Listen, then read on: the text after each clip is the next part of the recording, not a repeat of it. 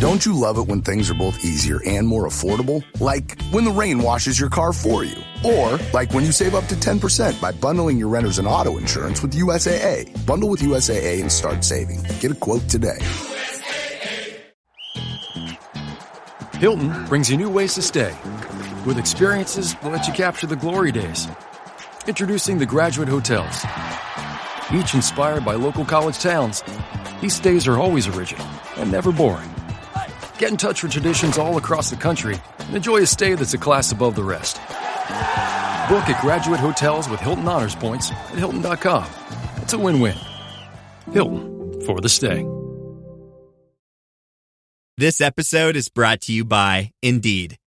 When your computer breaks, you don't wait for it to magically start working again. You fix the problem. So why wait to hire the people your company desperately needs? Use Indeed's sponsored jobs to hire top talent fast. And even better, you only pay for results. There's no need to wait. Speed up your hiring with a $75 sponsored job credit at Indeed.com/podcast. Terms and conditions apply.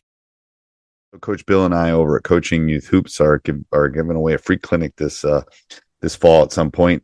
And you can find that at coachingyouthhoops.com/clinic. And I'll put that down in the show notes. And then we're also kind of starting this dynamic app that's, I think, is going to be very helpful for youth coaches at coachingyouthhoops.com/waitlist. So go over and check that out. And let's head off the podcast. From the Fifth Quarter Studio in Madison, Wisconsin, you're listening to the Coaching Youth Hoops Podcast. They're playing basketball. Here's our hosts, Steve Collins, and Bill Flitter.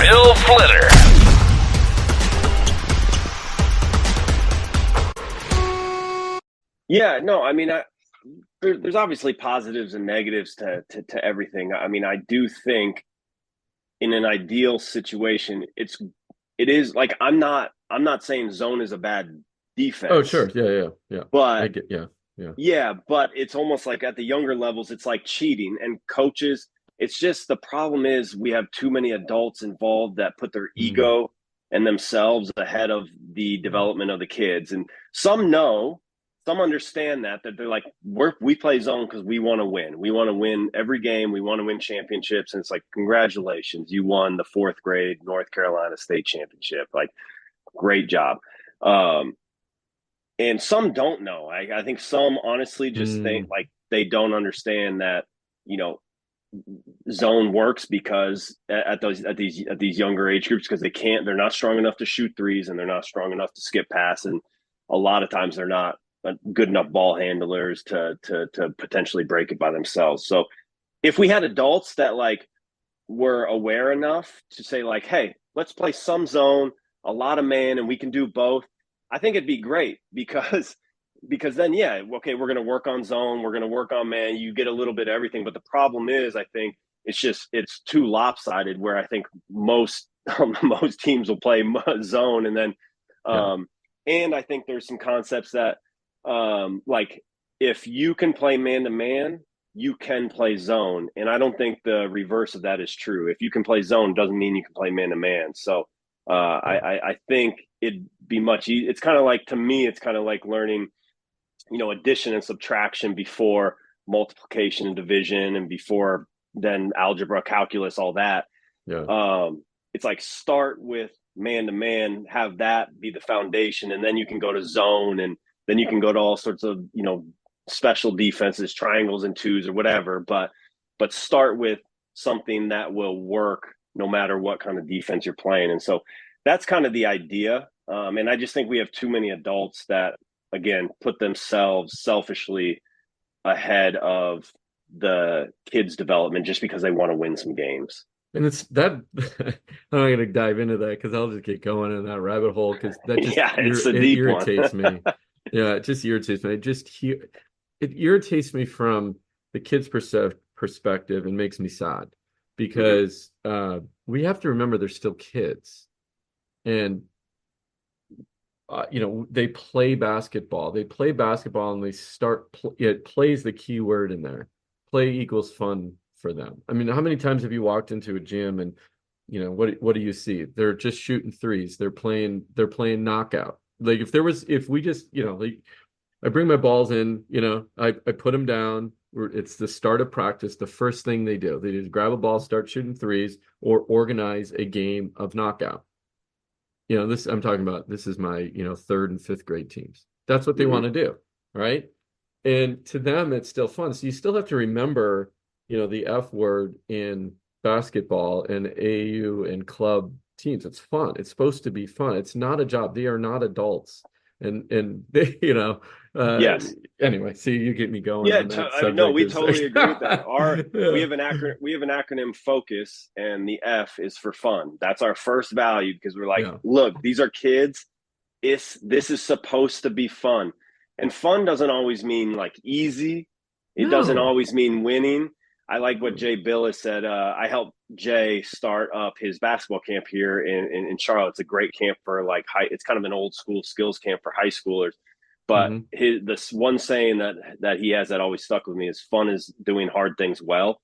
And I've kind of taken that. And yes, sometimes it's joking around, laughing and all that. Right. But a lot of times, especially in what we're doing, it's like learning to do hard things well. That's right. And so, yeah, that we're on the same page there. That is our first value. But it's just the adults, man. It's just, I honestly, I don't have an answer for it, because it really, like, it's just so disappointing weekend after weekend. I mean, we hosted a tournament in Charlotte this past weekend, a big tournament, 90 teams.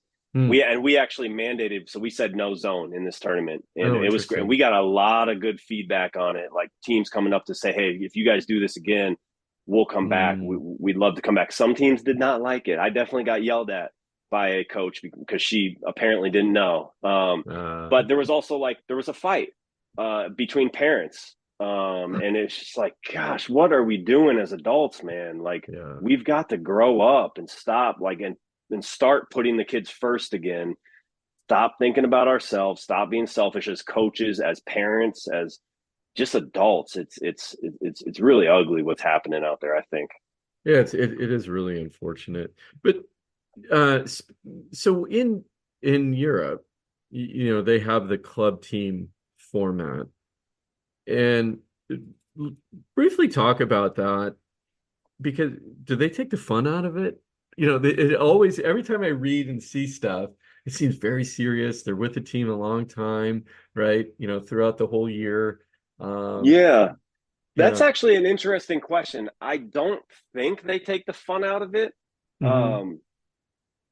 But I didn't grow up in that system, so I couldn't say but when I saw the younger club teams, like they looked like they were having fun. And like maybe an example of that is like some of the most fun drills I ever did was as a pro overseas. Like now I think they're getting a little more popular here, but like there was a few drills that we used to do, like warm-up drills, especially like where it was essentially tag with a basketball. And you know, you had 20 to 35-year-olds running around laughing, like playing tag with a basketball. You know, there's certain rules about it. Or there was one game where, like, you know, we had 6 hoops around the court, and to warm up, you could score, no dribble, two teams. It was like, you know, 7-on-7 or 8-on-8, and you could score in any hoop without dribbling.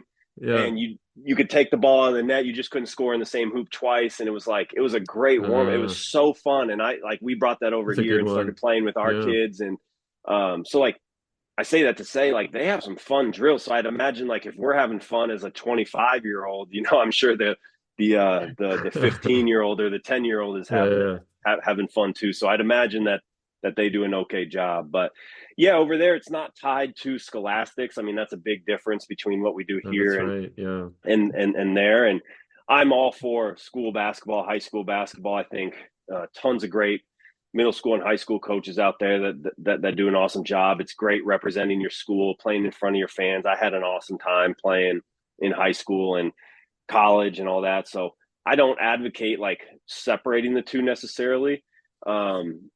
But that is a big difference between over there, because over there's no sports run through their high schools. It's all through the clubs. You know, it's kind of like a pyramid model where you have the pro team up top, and then underneath you have various levels, all the way down to a lot of times the youngest kids. Mm-hmm.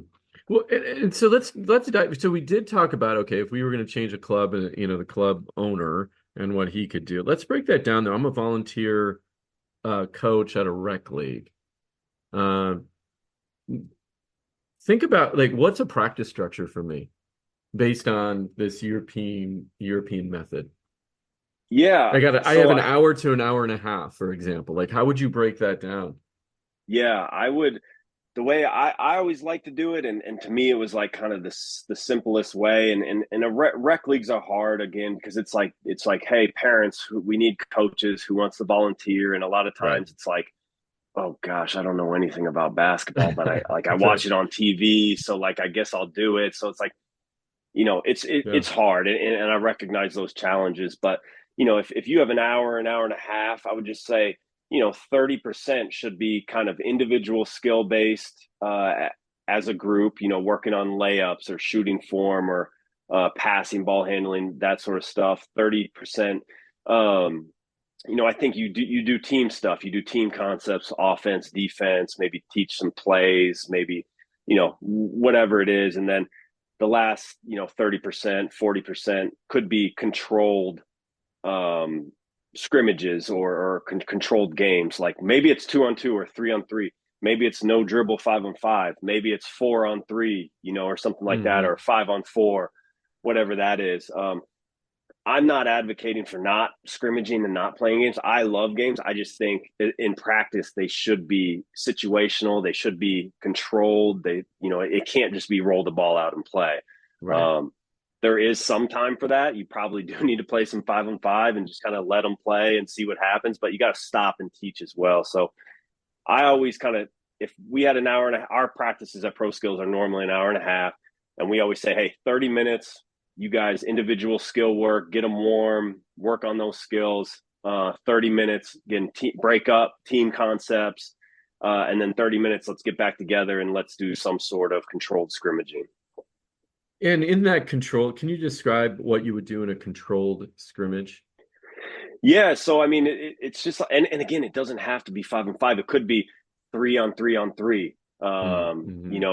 It could be that. It could be 2-on-2. Like I coach my daughter's rec team, 10U, this past winter, and we barely ever had more than 6 or 7 out of practice. So like we just constantly played 3-on-3. We never once played 5-on-5 in practice. And we played great in the games, and because all the girls touched the ball and more in practice, and they got a lot of shots, and they just got a lot of court time in practice.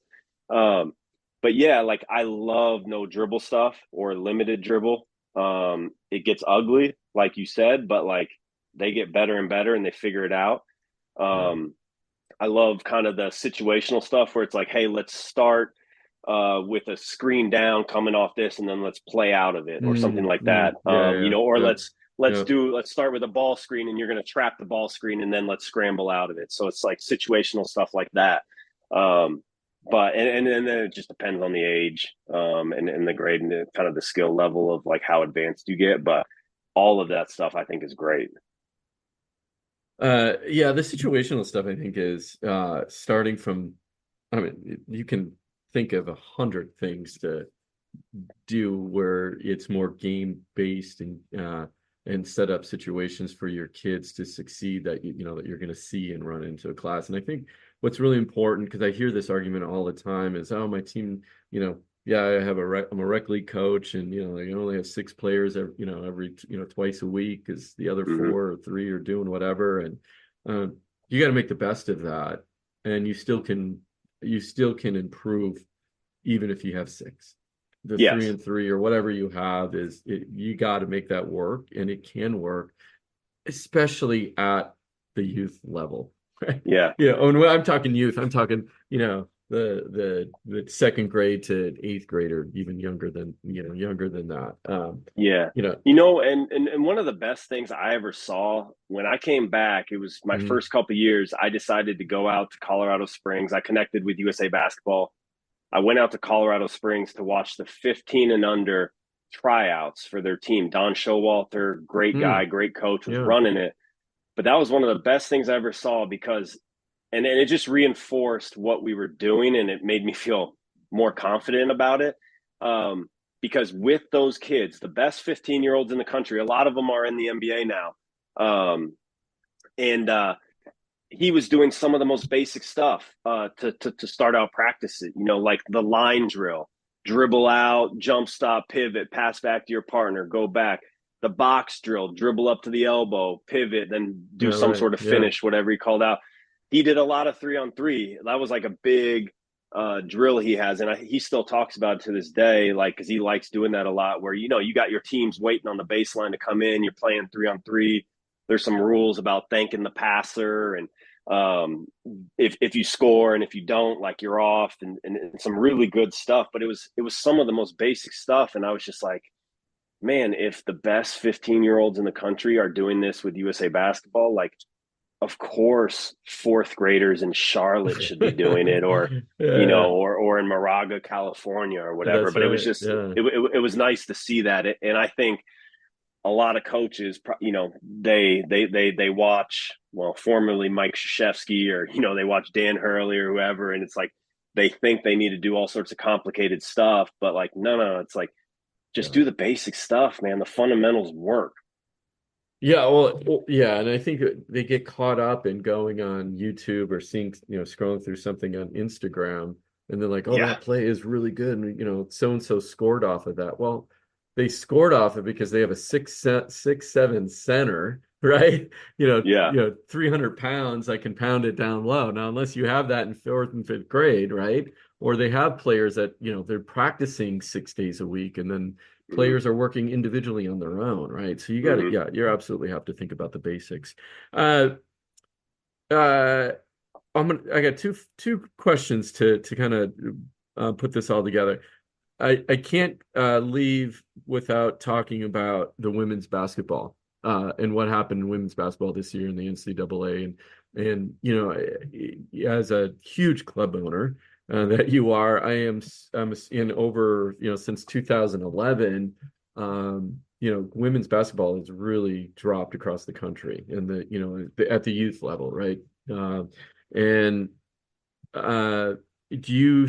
Are you seeing it come back up? Are we just at the forefront of that right now? More exciting times to come for women's basketball.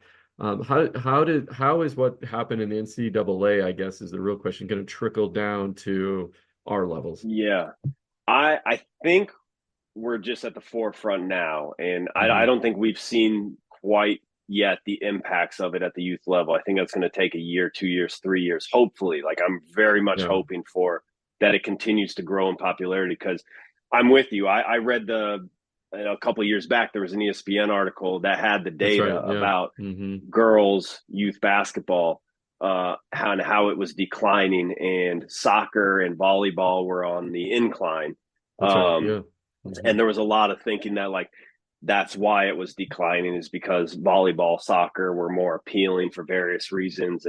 But I hope with, Caitlin Clark and LSU and, some of the other great stuff happening in the WNBA too, that girls basketball starts to get more popular. And that's like priority number one for us, because we are mostly boys. And it stems a large part because of the, like what we just talked about, the decrease in popularity over the last number of years. Like, we're 20% girls, 80% boys teams. But we'd love to get to 50-50 if we can at some point.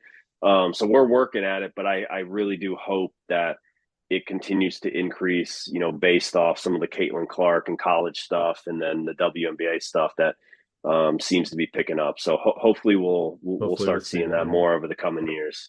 Well, and just a brief side note, you mentioned, the other sports that are popular for girls: soccer, volleyball. Here by us, it's water polo. You talk about, you think AAU coaches and clubs are crazy.